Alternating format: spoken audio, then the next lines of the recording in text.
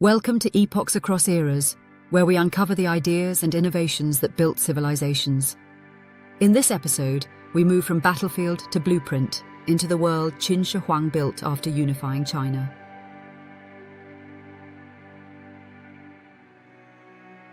His ambition didn't stop at conquest. He wanted to shape the empire physically, culturally, and economically. Roads, walls, coins, characters, everything had to be one. But unifying a land so vast and diverse required more than laws. It needed vision, labor, and monumental effort. Join us as we explore how Qin's construction projects and reforms laid the groundwork for a civilization that still stands. What holds an empire together after the war ends? For Qin Shi Huang, the answer was infrastructure. He didn't just rule China, he rebuilt it. He ordered roads that reached all corners of the empire, reformed weights and measures, and even standardized the width of wagon axles. Most famously, he connected old fortifications into a single massive barrier, the First Great Wall. Through stone and policy, the emperor turned chaos into cohesion. But at what cost? Let's explore the monumental projects that stitched China together, and the labor that paid the price. Long before the Ming brick walls we know today, the Qin dynasty created the first unified Great Wall. After unifying China in 221 BCE, Qin Shi Huang ordered the connection and expansion of existing northern walls built by past kingdoms. His goal? To keep out the Xiongnu and other nomadic tribes and send a clear message: this land was now unified and protected. The Qin Wall wasn't a single long stretch, but a series of linked barriers, built with tamped earth, stones and wooden supports. It stretched across what's now Gansu, Shanxi and Inner Mongolia. Construction was brutal. Soldiers, convicts and conscripted peasants worked in dangerous terrain, far from home. Thousands are believed to have died. The wall became both a symbol of national unity and a grave for many. Still, it marked one of the first efforts to define and defend China's northern frontier, setting a precedent that lasted into modern times. You can't rule a vast empire if your armies and officials can't move quickly. Qin Shi Huang solved this by building a nationwide highway system.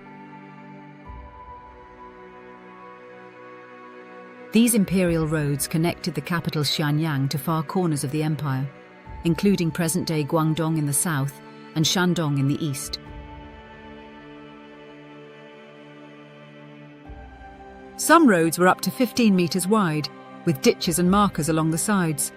Travel was standardized too. Carts had to follow a fixed axle width, ensuring they could fit perfectly on Qin roads and bridges. This detail may seem small, but it made transport faster, smoother, and far more reliable. Couriers, soldiers, and inspectors could now travel across the empire quickly, ensuring consistent law enforcement and communication. The road system wasn't just about transportation. It was about surveillance, order, and centralized control. Centuries later, the Han and Tang dynasties would build on these roads, but the vision began with Qin.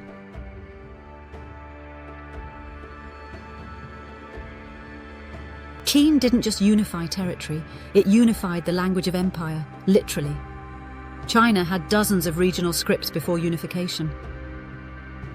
Qin Shi Huang standardized writing into the small seal script, Xiaozhuan, used for official records, monuments, and government communication. This ensured all subjects could understand laws, decrees, and orders. He also reformed the currency. Previously, coins came in various shapes: spades, knives, rings. Qin replaced them with a round bronze coin with a square hole, the ban liang. It became the universal currency of the empire. Weights and measures were standardized too. Metal and stone standards were distributed to each commandery, ensuring that a metre or kilogram meant the same in every market and military base. These changes weren't just bureaucratic, they helped unify trade, taxation, justice, and culture.